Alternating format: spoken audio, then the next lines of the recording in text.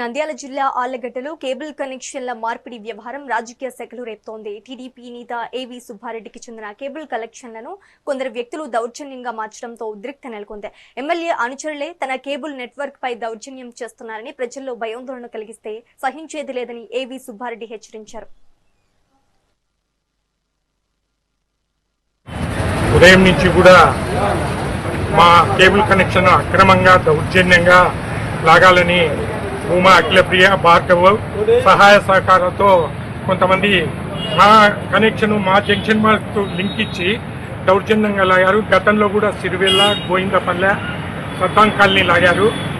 ఒక రాస్తుల మీదకి వచ్చి దౌర్జన్యం నీకు దమ్ముంటే పోటీకి రా, ఫ్రీ జనాలకు. నేను 270 రూపాయలు పెట్టాను, 200 రూపాయలకి ప్రజాప్రతినిధి అయితే దౌర్జన్యంగా ఒక రాస్తుల మీద అయింది. గతంలో కూడా చెప్పిన ఎమ్మెల్యే అంటే ఏం రాజాయి తాలూకాకు చట్టం లేదా, గౌరవం లేదా? దీనికంటే దారితో బిడ్డలు దొంగతనాలు చేసుకుని బతకమని చెప్పండి.